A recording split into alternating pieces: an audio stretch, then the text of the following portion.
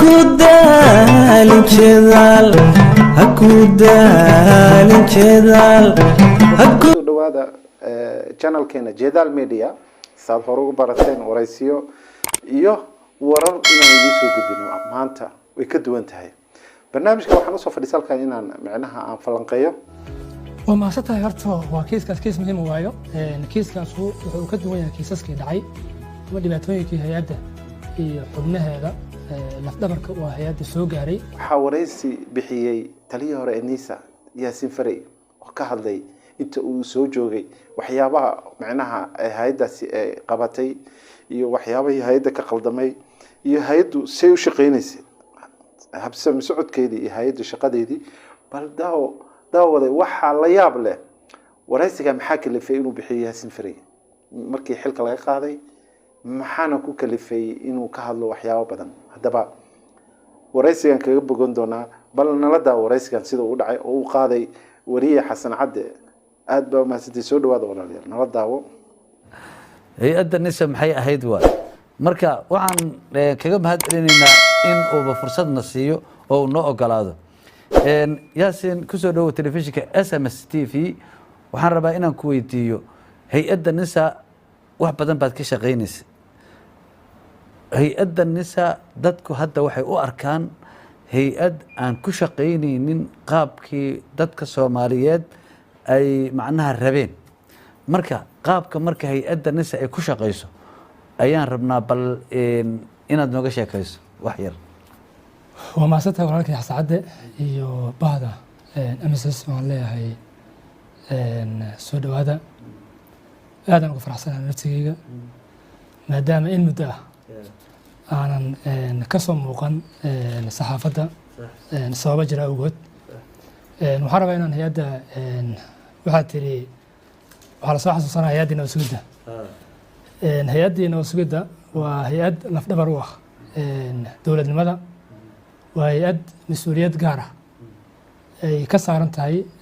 amniga guud ee dalka waa hay'ad dadka ka shaqeeya oo ay yihiin dad oo u bareeray khataro sababo dalka iyo dadka awgiis waxaan rabaa marka hay'addaas iyo dadkeeduba waxay leeyihiin ixtiraam gaara waxay leeyihiin sharaf gaara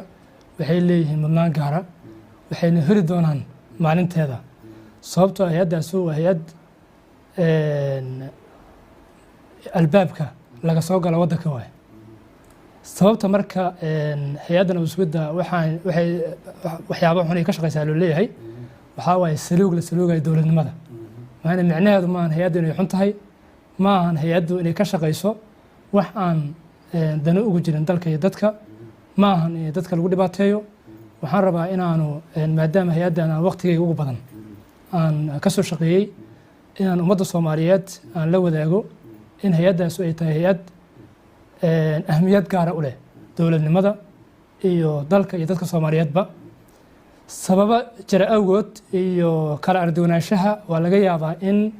mar waliba lagu xaqliyo dowladda iyo hoggaanka waddanka markaas jira in lagu xaqliyo hay'adda laakiin micnaheedu maaha in hay'adda iyo saraakiisheeda iyo xubnaheeduba ay ka shaqeeyaan waxaan saahayn aniga marka waan dhiirigelinayaa waana ku faraxsanahay muddo waqtigeyga ugu badan aan ku soo qaatay hay'adda nabad sugidda dadka hadda ka shaqeeyana waxaan leeyahay waxaa ka shaqeynaysiin waa cibaado waayahay xilligii oo madaxweyne maxamed cabdullaahi farmaajo gaar ahaan Fahad Yaasiin oo hay'addan maamulayay waxaa jiray tacadiyo iyo dhibaatooyin laga sheeganayo qaabkay hay'addu u falgeli jirtay arrimaha noocaas oo kala mar haddii aad kusimo ahayd taliyihii gobolka Banaadirna Nisan aad ahayd ma ku soo gaari jireen horta waxaan rabaa inaan aadan ugu faraxsanahay su'aal aad muhiim ah waaye hay'adda nabad sugidda waxa laga sheegay iyo waxay tahay mar waliba waa labo hay'addu waxa laga sheegay ma ahan tacadiyo ay ka shaqeysaa waxba yaraatee ma jirin aniga maadaama aan hay'addan aan ka soo noqday askari oo aan hoggaankii ugu sarreeyay aan qabtay ku facmaahi soomana arkin waan maqlay oo waa laga yaabaa narrative-ka hay'adda laga abuurayo hay-addu wax qaldanay ka shaqaysaa, hay-adda caddiya geysata, hay-adda dhibaato ka shaqaysaa. Laakiin micnaheedu maaha in waxaasu jiraan. Sababtoo ah waxaan xasuustaa waxaa lay magacaabay anigoo askari caadi, sargaal caadi iska ah, taliyaha qaybta guud ee nabad sugidda gobolka Banaadir. Isbuuc intaana joogin waxaan arkay iyadoo leeyahay Yaasiin Fariya waxaa sameeyey. Yaasiin Fariya aniga naftigayga isiri warneeyahow waxaad maxay yihiin? Aniga waxaan arkay iyadoo aniga naftigayga shaki ay galay. Waxaan kuu sheegaa marka inay waxaas ay ahaayeen propaganda aan sal iyo raad lahayn oo waxba ka jirin. laakiin dad badan baa waxaa la yidhi waxay soo qabataa dad waxay iyadoon maxkamad aynan amarka bixin dad badan oo inta la soo qabto oo hay-addu soo qabato xabsiyada geyso godadka jilcow ay geyso meelo badan ay geyso kabacdina iyadoo aan la xukumin ay intaasoo bilood isaga jiraan soo ma dhicin. waa maasan tahay horta hay-addu waxa ay ka shaqayso shaqada ugu badan waxay gelisaa la dagaalanka argixisada. dadka ay beegsanayso, ay raadinayso, ay soo qabanayso, ay la dagaalayso oo maalin kasta dagaal muuqda iyo dagaal aan muuqan ay kula jirto waa argagixiso. Argagixisaduna waa dareemaysaa dhibaatada ay ku hayso dalka, dhibaatada ay ku hayso caasimadda, dhibaatooyinka ay soo geysteen. waxaan rabaa marka hay-ad oo la falgasha si toosa iyo si dadban ula falgasha in waa laga yaabaa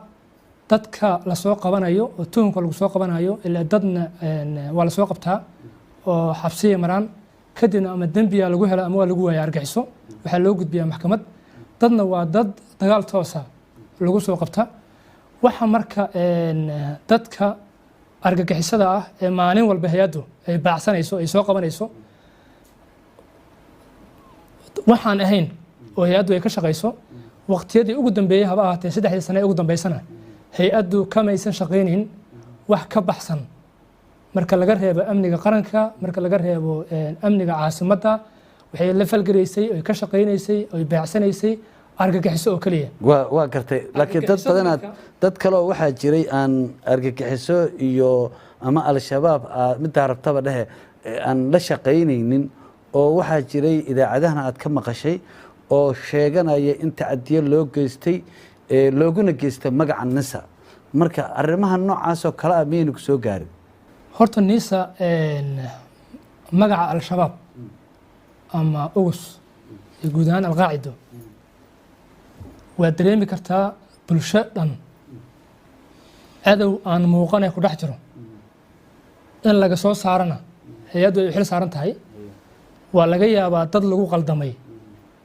oo markii dambena baaritaankii ay mareen awgiis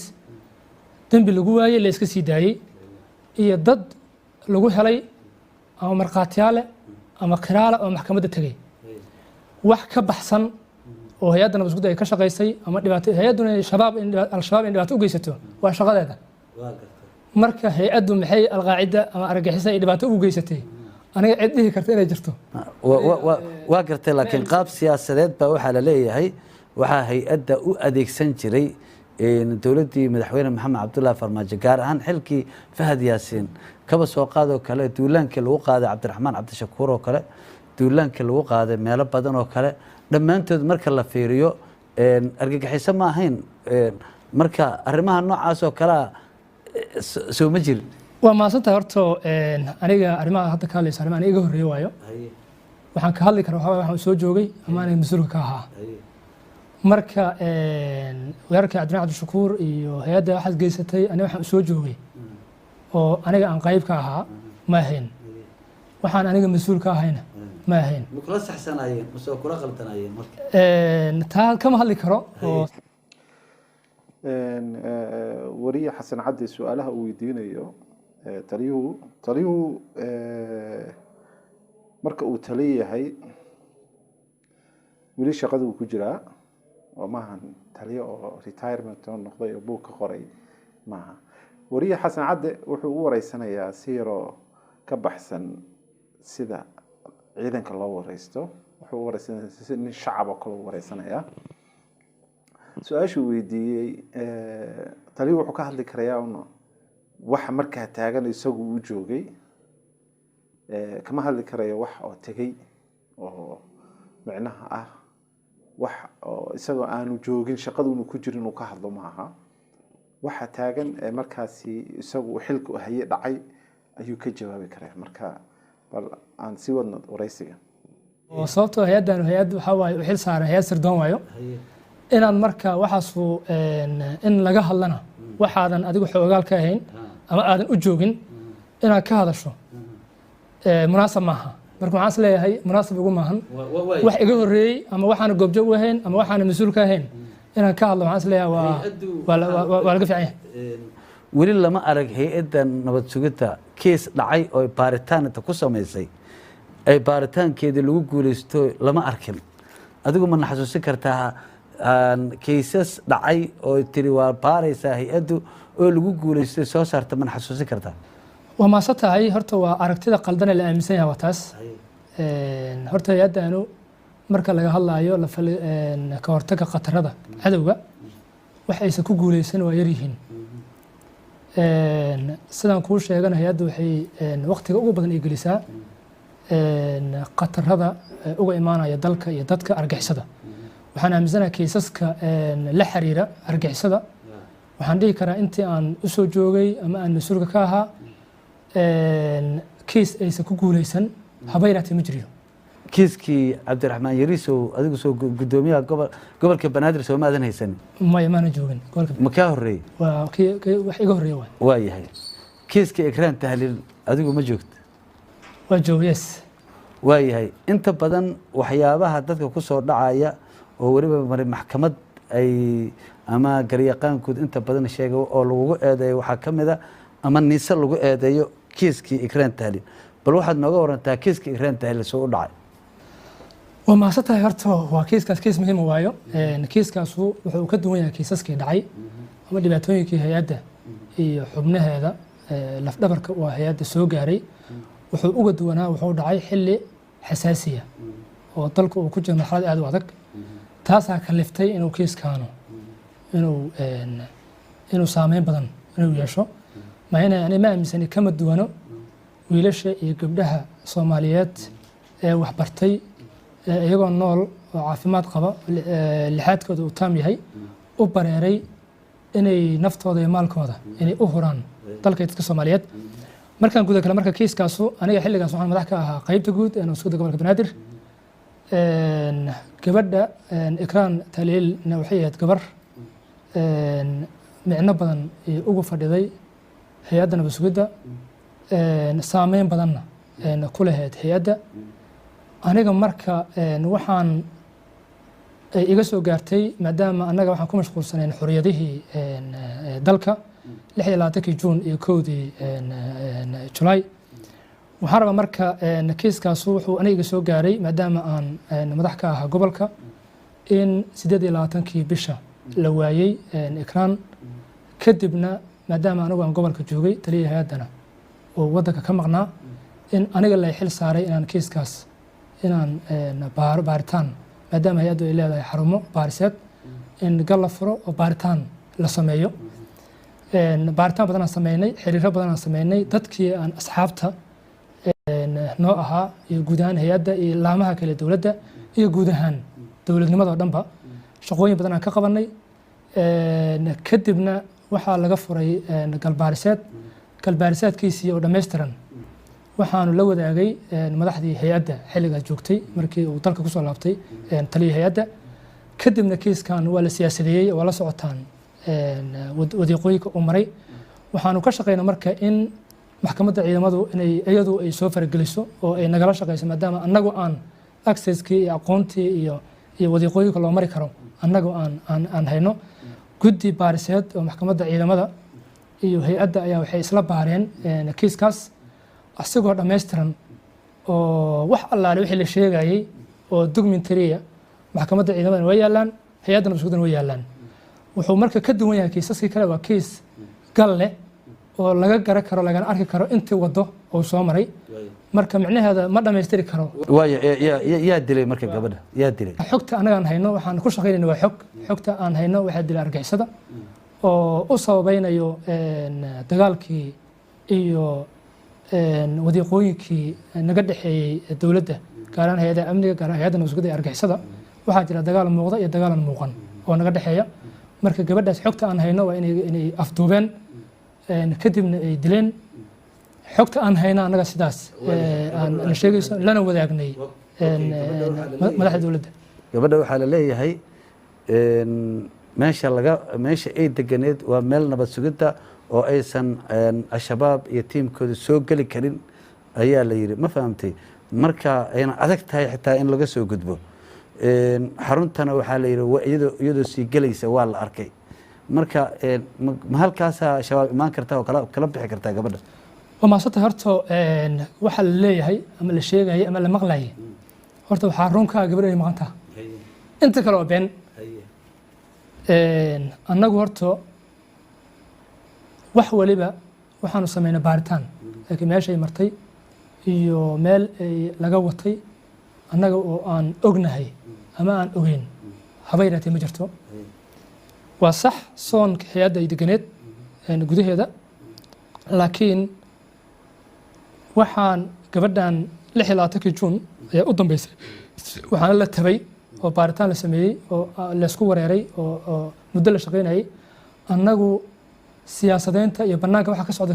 ka hor hay-addaa waqti badan gelisay gabadhan inay dalka ka baxday, inay meel ay laga watay iyo meel ay martay cid og haba yaraatee oo jirtaa ma jirto. kaliya inay gabadhu maqan tahay, baaritaan la sameeyey, xogta la helana ay heeday inay afduubeen ay u gacan gashay. shabaab lagu yaqaano waxaa ka mid a in qofka ay dilaanna ay ka run sheegaan, qofka aysan dilinna ay dhahaan ma aanaan dilin. al-shabaab waxay tiri anugu gabadhaas ma aanaan dilin. marka xogtiina ma ku darsanteen in ay al-shabaabba sheegtaba gabadhan annaga shaqo kuma lihin dilkeeda? waa maasan tahay horta cadow aad dariirsan tihiin sifo kasta uu kugu dhibaatay karo uu ka shaqaynaa. argixisadu inay tiraahdo annagu gabadhaas ma dilin waxay ka arkeen dantooda. micnaheeda maaha inaysan gabadhii dhibaatayn, micnaheeda maaha inaysan dowladnimada kadib ay dhibaateeyeen, ay xubno hay-adda ka tirsan ay afduubteen, ay kaxaysteen, ay geysteen meelaha ay ka taliyaan. waxaan rabnaa horta inay yidhaahdaan annagu maana dilin maana arkin, waa qayb ka mida dagaalka ay nagula jiraan. xaruntu ma leedahay iyo meesha sooma lahan CCTV camera sooma lahan oo computer ka shaqeysa? waa maasanta horta way leedahay iyo say u shaqeyso iyo intii ka qusaysa kiiskaas asagoo dhammaystiran oo documentary oo gal fayl ah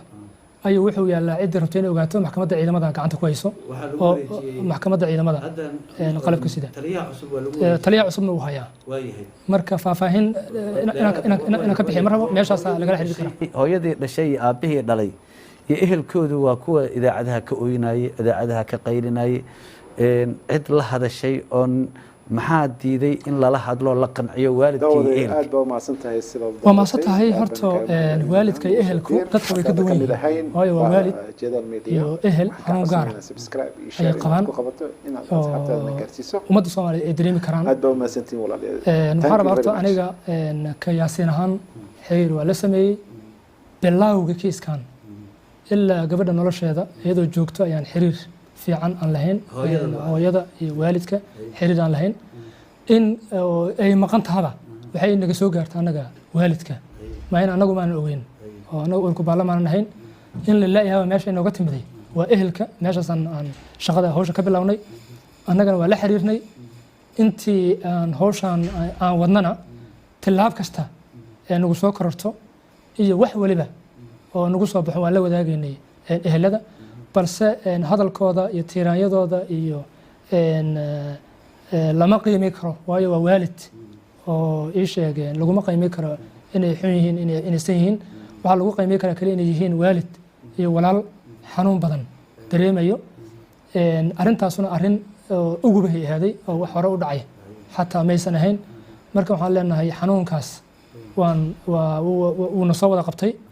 anigana si gaara ayuu ii qabtay sababtoo waxaan ahayn asxaab, waxaan ahayn shaqo wadaag. mana aaminsani aniga inaanu ii sheegeen ikraan sifa lagu dhibaatay karo oo dowladnimada gudaheeda lagu dhibaatay karo aniga aan ogahay ma jirto. waxaan rabaa marka inaan bulshada aan la wadaago inaysan waxa la sheegayo inaysan waxba ka jirin, oo marka laga reebo inay gabadhii in la waayey oo la laayahay iyo inay xubin ka ahayd xubnaha firfircoon hay-adda qaabka madaxda nisa ay u wajaheen kiiskaasi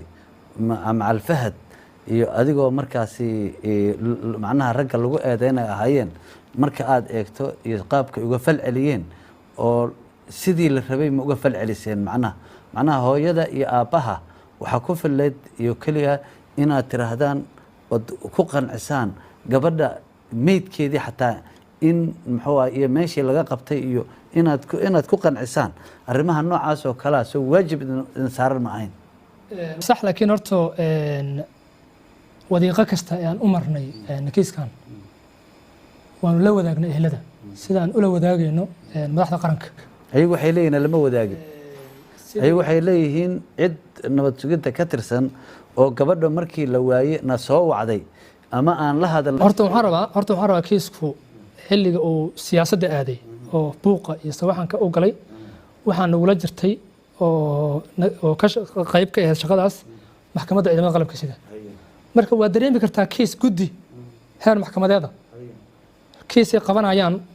lagana riboor garaynayo madaxdii qaranka inay lala socodsiin karo meeshuu marayo ii sheeg ehelada waa sax waa lala wadaagay balse inay ku qancaan aysan ku qanceen haddii ay noqoto kiiskii Ikraan Tahliil maadaama ay waalidiintooda iyo dadkooda leeyihiin waa ku dacwoonaynaa maxkamad in inta laga furo in muxuu ahay maxkamaddii aad idinkuna ka garbaxdaan ma laga yaaba horta waa mahadsan tahay horta kiiskaasu wuxuu ahaa kiis culeyskiisa wata annagu horta cid aniga wax ii haysataana ma ogeynba shalana ma ogeyn haddana ma ogeyn marka laga reebo barbagandada iyo buuqa iyo sawaxanka waxaan rabnaa horta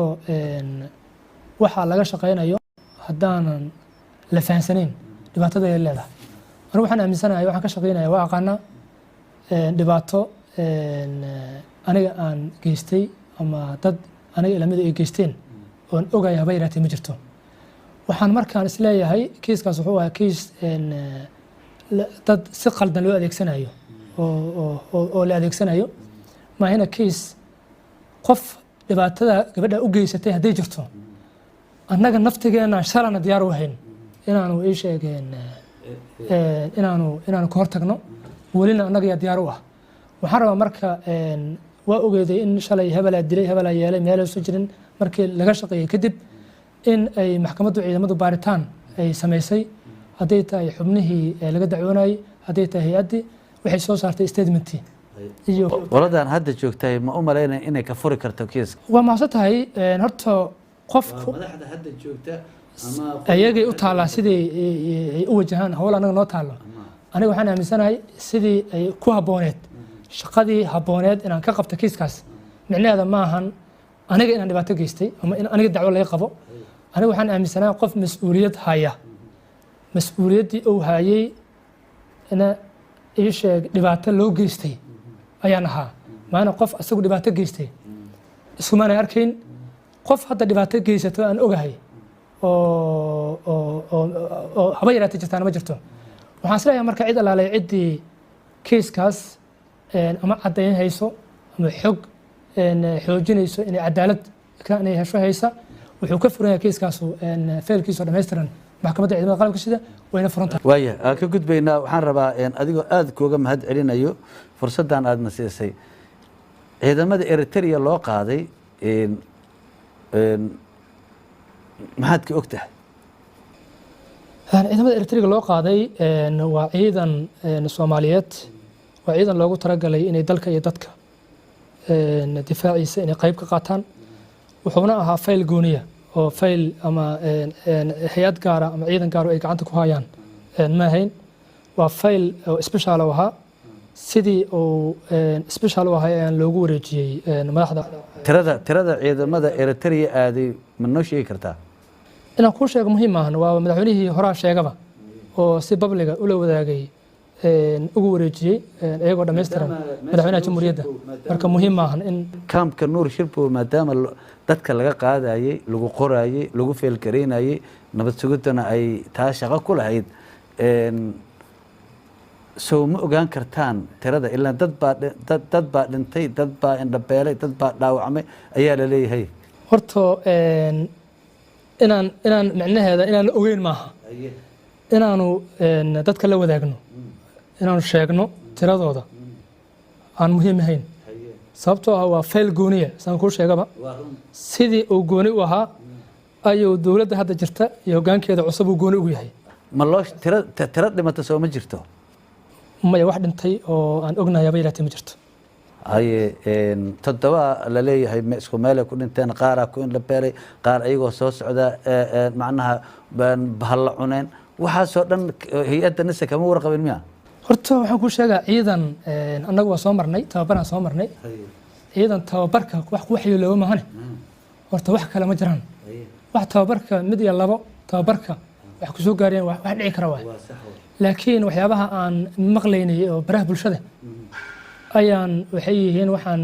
aan ahayn barbagana oo been ah soomaaliduna waa iska taqaanaa anagu marka waxaan kusoo gabagabeynayaa feelka ciidanka Eritrea ciidankaas ciidan hay'adda nabadgelyada qaranka ka tirsan oo hay'adda u shaqeynayo oo hay'addu diratay oo hay'addu si gaar ah ay u haysa ma ahayn wuxuu ahaa ciidan qaran oo hay'addu ay wakiil uga heeday dowladda madaxdii joogta xilligaas ayaa si gaara uga shaqeyn jirtay haddana waxaa ka shaqeynayo madaxda cusub okay in dadkaasi markii hore lagu wargeliyay inay dooxa iyo qadar iyo inay tagayaanoo halkaas ay ka tagayaan arrimo kale ma jirtaa horta ciidan marka la qorayo adiga waa taqaanaa wadiiqooyinka loo maro waxaa laga yaabaaba dad oo qafaal ciidan lagu geliyey inay ciidankii iyo guud ahaan waddankii ay madax ka noqdeen marka waxaan rabaa sida loo qoray iyo waddooyinka loo maray iyo waxaas muhiim maaha waxaa muhiima ciidankii oo bad qaba oo nabad qaba oo dalka dadka soo bartay inay dalka yimaadaan ay qayb ka noqdaan xoreynta waa sax waaye laakiin qafaalku waa dowlad waaye inay qafaasho waa dhici jirta amba waa joogay ayadoo inta ciidan la qafaalo meel la geeyo laakiin ma dhacday dooxa lagu geynaa casmaradna ka degtay ma hayaan xogtaas ma hayo in dooxa la geeyaa la yiri Eritrea la geeyay ma hayaan xogtaas haye saaxiibka Fahad Yaasiin wax badan aad joogtaa Soomaa yes inta badan qaabka oo hay'adda u shaqeynayay waxaa la leeyahay qaab siyaasadeed hay-adda dhanba qaab siyaasadeed oo ay ku shaqaysato dowladdu ayay ahayd baa la leeyahay meeshay u jihayso un bay aadi jirtaa la leeyahay marka xog arrintaas ma naga sii kartaa horta waa maasan tahay macnaha dadweynaha sidii hay-ad shirdoonoo baaraysa arrimo ka sokow dowladda un baa adeegsan jirtaa leeyahay horta waa maasan tahay horta hay-addu waxay mas-uul ka tahay amniga qaranka hay-addu dowladnimada meesha booliisku oo amniga gudaha mas-uul ka yahay militarigu xuduudaha muhiim oo mas-uul ka yahay asluubtu ay xabsiyada iyo dhaqan celinta ay mas-uul ka tahay sirdoonku wuxuu mas-uul ka yahay dalka iyo dadka oo dhan shaqo gaara oo cayiman oo la leeyahay shaqadaasay qabanay hay-adda nabadsugiddu shaqo kale ma qaban karto ma jirto waxaan leeyahay marka hay-adda nabadsugiddu haddii dowladnimadii oo dhan ay ka shaqaynayso oo wax waliba isku filnaansho iyadoo iga gaartay ee hay-adihii kale dowladda ay ka shaqaynayso waa sax waana muhiim waana waajib in hay-addu mar haddii iyadu ay hagaagtay inay iyadu hagaajiso ay sabab u noqoto hay-adaha kale ee dowladda marka hay-addu reformka ku dhacay guud ahaan ciidamada qalabka sida iyo shaqaalaha dowladda waa reformkii iyada ku dhacay marka hoggaankii xilligaas joogay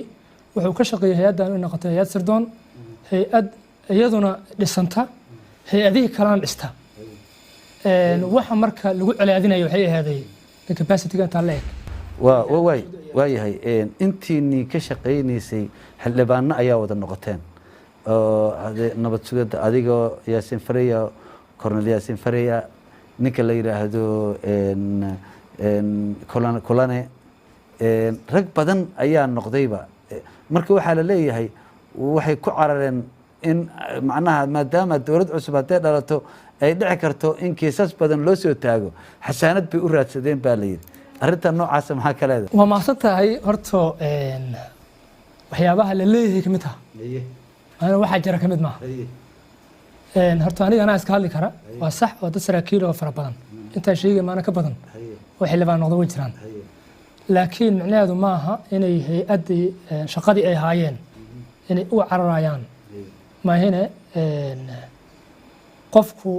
wuxuu ka shaqeynaya waxaan ahayn inuu ka shaqeeyo waad ogtahay aad u daneeyaa annaguna hay-adda kaliya maana ciidamada qalabka sidoo dhan ayaa laga aaday baarlamaan ciidanka booliiska Soomaaliya laga aaday oo saraakiil lafdhabar u ah ciidanka booliiska noqday xildhibaano ciidanka xoogga dalka Soomaaliya laga aaday oo saraakiil lafdhabar u ah noqday xildhibaano waxaan aaminsanahay in waxa loo aaday inay tahay waddankaanu 16 sano ayuu wuxuu la falgalayay oo la diriirayay argaxiso oo caalamiya oo aad u dhib badan dhibaatooyin badanna ay dalka iyo dadka Soomaaliya u geysteen ciidamaduna waxay ahaayeen cid kaliya la falgasha argixisada dhibaato kasta ee dalka soo gaartay waxay soo gaaraysay ciidamada qalabka sida iyo shacabka Soomaaliyeed cid hadda ka gaar ah oo ay dhibaato ka soo gaaraysay ma jirto annagu marka waxaan u aadnay baarlamaan uma cararin waxaan u aadnay maadaama aan 16 sano ee dalku argixisadu ay ka jirtay 13 sano kamida aanu qayb ka ahayn dagaalka argixisada lagu jiro saraakiil ka badan ku soo jirtana ay jirto in bal dhanka shuruucda inaan aaminsanahay inay tahay dalka meesha laga hagi karo amniga qaranka laga hagaaji karo inay tahay dhanka shuruucda oo la helo shuruuc lagu la dagaallamo argixisada shuruuc lagu xoojiyo ciidamada qalabka sida si ay niyad ugu helaan ciidamada annagu marka waxaan u aadnay inaanu dagaalkii aan kula jirnay kooxaha argixisada inaan u weecino dhanka shuruucda oo aanu ka shaqeyno inaanu garab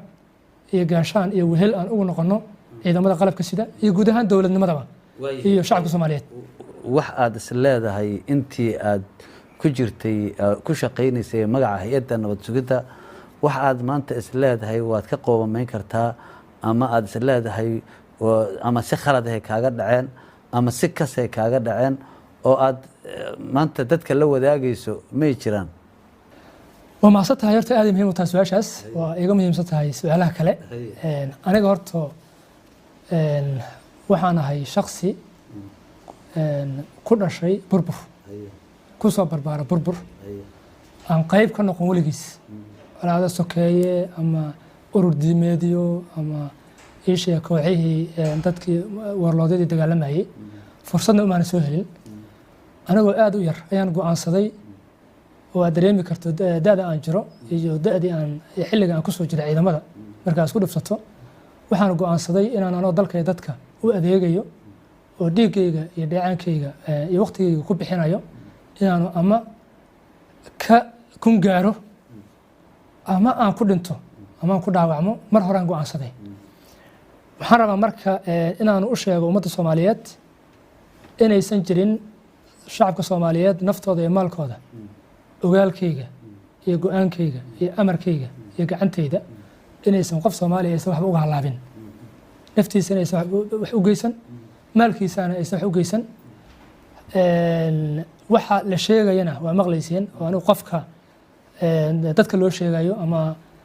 mihi anigu qof kale nahay waxaan Yaasiin waxaan iska aaminsanahay inaan nahay qof waxa uu ka shaqeynaya yaqaano waxaan ahayn aan weligiis aan ka shaqeyn waxaan amni iyo difaac iyo dagaal argagixiso waxaan ahayn weligii kamaana shaqeyn waxaan rabaa marka inaan u sheego ummadda Soomaaliyeed inaysan jirin aniga dhibaato gaar ah oo iga gaartay haddii ay jirto mas'uuliyadeyda maadaama aniga aan taliye gobol soo noqday taliye degmo soo noqday taliye gobol soo noqday taliye hay'adda nusda qaranka soo noqday mas'uuliyadeyda cid wax uga halaabeen hadday jirto waxaan leeyahay waana ila wadaagi kartaa waxaana dalbanahay cafis guud aniguna si lamid ah maadaama waxaad ogad leega sheegayay waxaan leeyahay qof waliba Soomaaliya ha u badnaadaan dadka ku dhaqan guud ahaan gobolka Banaadir caasimadda waxaan qabaa waxaan leeyahay dadka Soomaaliya afis iyo masaabiix iga yihiin qofkii wax iga sheegay iyo qofkii waxaan ahayn aan iga dhigay balse waxaan leeyahay ogaal qof aan wax uga haleemoogay waayahay weli ma dhacday in meel howlgala ilan howlgal baa lagu dirayaa amar koraa lagu siinayaa waxaa lagu leeyahay waxaad soo samay weli howlgal ama meel lagu diray oo aad u aragtay inay khaldan tahay oo aad diiday ood ka hortimid ma jirtaa horta ma sabta sida ku sheegay horta ani waxaan inay sax yihiin aan aaminsanayn weligay kama shaqeyn haddana ima qorshaysno inaan ka shaqeeyo wax allaale waxaan ka soo shaqeeyay marka inay sax ayaan aaminsanahay laakiin wax gooni ah oo aniga ama aan madaxdii iga sarreysay aan isku qabannay ama aan inay qalad yihiin aan aaminsanaa aan qabtay habeeraati ma jiraan. waayahay hadda xilkii waad wareejisay maadaama aad mahad salaad oo hadda la magacaabo aad ku wareejisay haddana aad xildhibaannimadii dhinaceedii aad soo aaday ma jirtaa wax dayn ah oo hay-adda lagu lahaa ama wax dhaqaalahood maanta dhihi karto intaasay looga tegay ma jirtaa oo nala wadaagi karto? horta waa mahadsan tahay. horta hay-addu nabad sugidda iyo sirdoonka qaranku ma ahan hay-ad tafaasiir dheer waajibaadkeeda iyo shaqooyinkeeda laga bixi karo. waxaan kusoo koobaa aniga mas-uuliyaddeedu hay-addaas waxay ahayd ukun la doonayo in la bajiyo. aniguna waxaan ka shaqeeyey waqti badan geliyey iyaduna aysan baqin gacanteydana aysan ku baqin anigoo mas-uul ka ah inaysan gacanteyda ku baqin. waxaan leeyahay taliyaha cusub ee hay-adda ee aniga xil ka wareejiyey waxaanu ku wareejiyey mas-uuliyad aad u adag. waan ugu duceynayaa, waana kula shaqeynaya, waana ku dhiirigelinayaa. muhiim aha inaanu ka sheekeeyo anigu xilka wax walba oo hay-adda ah waxyaabaha wax walba oo hay-adda anigu waa wareejiyey inaan sheegana muhiim aha. waxaan leeyahay marka taliyaha cusub iyo xubnaha hay-adda iyo dhammaan saraakiishaba waxaan leeyahay waxay ahaayeen shaqo aad u adag. waxaan rajeynayaa marka inaan ku dhiirigeliyo iraahdo ilaahay hala qabto, annaguna talahaan iyo si hoosena waa ula qabanaynaa, si guud oo dhanka shuruucda iyo baarlamaankana waa kala qabanaynaa. ugu dambeyntii waxaan rabaa inaan ku su-aalo doorashooyinkii hal sano iyo baray dib u dhaceen inta badanna waxaa lagu eedeynayay in ciidamadu siyaasad ay galeen oo siyaasad ay lagu hadla galeen oo inta badan macnaha doorashadiina ay sabab u noqotay mararka qaarkood adeegsiga ciidamada qaabka siyaasadeed loo adeegsanayay in ay dibudhacaasi qayb ka ahayd. marka ma aaminsan tahay in si aan habboonayn ciidankii loo adeegsaday noocay doona ha ahaadaane ama tii aa ka tirsaneed ama midda kale ilaan shirarka waad ka qayb geli jirtay? horta waa mahadsan tahay. horta waxaan leeyahay awalan ilaahay baa mahadda iskale. marka xiga waxaan leeyahay meesha maanta la joogo waxaa lagu soo gaaray dadaalka iyo waajibaadka iyo shaqada ciidamada qalabka sida gaar ahaan taliyaasha ciidamada qalabka sida. xilliyadii lasoo maray hadda aad ka sheekeynayso iyo madaxdii qaranka oo kala qaybsantay waad dareemi kartaa taliyaashii iyo ciidamadii kusoo dhex shaqeeyey. marka inaan faahfaahiyo muhiim aha, laakiin ciidamadu iyo hogaamadoodu waxay soo mareen duruufo aad u adag. waxay la soo kulmeen dhibaatooyin aad u daran. micnaheeduna iyagu dhibaato geysteen ama iyaga si qalad in loo adeegsado maaha, iyagaa dhibaato badan la soo kulmay. waxayna uga soo gudbeen dalkana uga soo gudbiyeen isku xiraashadooda iyo inay waxa ay ka shaqeynayaan ay aaminsanaayeen. cid gaarna umaysan shaqeyneyn, koox gaarna umaysan shaqeyneyn. waxay ka shaqeynayeen aana dareensanayn inay dalka maslaxadiisu ay tahay doorasho. wax aan doorasho ahayn inaysan dalkaanu aysan muhiim u ahayn. doorashadana ciidamadu maysan qabanayn. madaxdii jirtay gaar ahaan prime ministerka iyo dowlad goboleedada ayaa mas-uul ka ah doorashada. waxaan aaminsanaha marka ciidamada iyo hogaamadooduba inay qaybtii uga aadaneed dulqaadkoodii, samirkoodii, adeegoodii inay qaybtii ugu habbooneed uguna muhiimsaneed uguna adkeed inay kasoo qaateen doorashooyinka. waxaan rabaa inaan adiga ku siiyo maadaama aad jagooyin badan adoo nin dhalinyaro ah ee cv-gaaguna maanta uu buuxo oo aan qiyaasayo inaad xildhibaanna maanta noqotay, maxaad talo iyo tusaale iyo baaqba jeedinaysaa? waa mahadsan tahay. horta awalan ilaah maadda iskale. marka xiga waxaan leeyahay guud ahaan aniga maadaama aan waqti adag aan soo shaqeeyey, waqti dheerna aan soo shaqeeyey, haddana aan shalay waxaan u dhaartay difaaca dalka iyo dadka, maantana maalmo ka horna waxaan u dhaartay xubin baarlamaan inaanu dalka iyo dadka iyo danihiisa inaanu ilaalinayo. waxaan rabaa horta inaan awalan u mahad celiyo madaxdii dalka soo martay ay uga horeeyaan madaxweynihii hore ee jamhuuriyadda, ra-iisul wasaaraha xukuumadda iyo guud ahaan taliyaasha ciidamada qalabka sida taliyaha ciidanka xoogga dalka Soomaaliyeed Jeneraal Odawa Yuusuf Raage, taliyaha ciidanka booliiska Jeneraal Cabdi Xasan Maxamed Xijaar, iyo taliyihii hore ciidanka asluubta haddana ka wada tirsannahay baarlamaanka 11aad iyo taliyaha qaybta guud ee booliiska gobolka banaadir jenaraal farxaan maxamuud aadan taliyihii hore qaybta guud ee booliiska gobolka banaadir jenaraal saadaq cumar xasan haddana ka wada tirsannahay baarlamaanka 11aad gudoomiyaha gobolka ee duqa magaalada cumar maxamuud cumar finish iyo guud ahaan ciidamada qalabka sida iyo maamulka gobolka banaadir iyo dowladda hoose xamar oo ayna soo martay shaqo adag oo haddii aanan iska kaashan ay adkeed inaanu ka soo dhalaalno waxaan leeyahay waa ku mahadsantihiin waxaan ahayn saaxiibo shaqaan ahayn dad dana gaara ay ka dhexeeyaan maahayn dad dana guud ay ka dhexeeyaan ahayn intaa kadib waxaan rabaa inuu mahad celiyo waxaa jira saaxiibo caalamka oo nagala shaqeeya la dagaalanka argagixisada oo aan dareemi karo doorkii ay ku lahaayeen amniga dalka iyo la dagaalanka argagixisada intaasoo dhan marka waxaan leeyahay waa mahadsantihiin inta kadibna waxaan rabaa inaan u sheego ummadda Soomaaliyeed mar waliba waxa iga go'need aniga inaan ka shaqeeyo dowladnimo dan aan leeyahay inaan ka shaqeeyo ima qorshaysnayn waxaan rabaa marka inaan u sheego aniga iyo inta la midkaaba dowladnimadu waxay u baahan tahay in loo bareero annagu dowladnimada dakana ka maana gelin dakana u galnay dadka hadda ku jirana waxaan rajaynayaa inay ku dhiiradaan in dalka iyo dadka inay u shaqeeyaan aniga iyo inta ila midkaana waxaan rajaynayaa inaanu dowladda hadda jirta sidaan shalay u garab taagnayn dowladdii hore inaanu garab istaagi doono ula shaqeey doono sidii iyo si ka wanaagsan dhanka shuruucda iyo baarlamaanka waxaan leeyahay marka dhammaantiin waa mahadsantihiin intaa kadib waxaan rabaa inaan u diro guudaan ummadda Soomaaliyeed qof waliba wuxuu ka shaqeeyo ayuu magac iyo masab ku yeelanayaa qofna ahayn lagama dhigi karo waxaan rabaa marka inaan iraado dadka Soomaaliyeed marka aad isku mashquul lahaydeen marka aad ku mashquul lahaydeen dadka ama dalalka horumaray adigu isku mashquula kuna mashquula dalkiina iyo dadkiina waxaan aaminsanahay qofku haddii uu ku mashquulo adduunyadana way ka jirtaa Soomaaliya way ka jirtaa in laga shaqeeyo hebel waa saas iyo hebel waa saas hebel iyo hebel anaga wax naga galay ma jiraan waxa loo baahan yahay qofku inuu ka shaqeeyo asagu wuxuu habbi ku yahay oo aaminsan yahay inay wanaagsan yihiin haddii tahay reerkiisa haddii tahay shaqadiisa gaarka haddii tahay shaqo guud oo shaqo qarana marka waxaan leeyahay danta guud dantaada ku jirta laakiin danta guud kuma jirto marka waxaan leeyahay laga wada shaqeeyo dowladnimada iyo danaha guud iyo maslaxadda ummadda Soomaaliyeed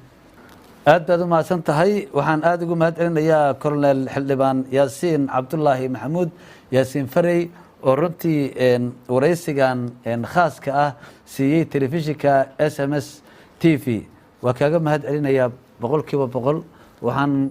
daawaday aad baa u mahadsan tahay sidaad daawatay aad baan kaaga mahad celinaynaa nagu soo biir haddaad ka mid ahayn baahda Jadal Media waxaan ka codsanaynaa subscribe iyo share inaad ku qabato inaad asxaabtaadana gaarsiiso aad baa u mahadsantiin walaalayaal thank you very much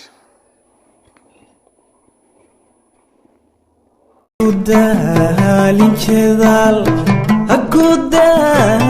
chedal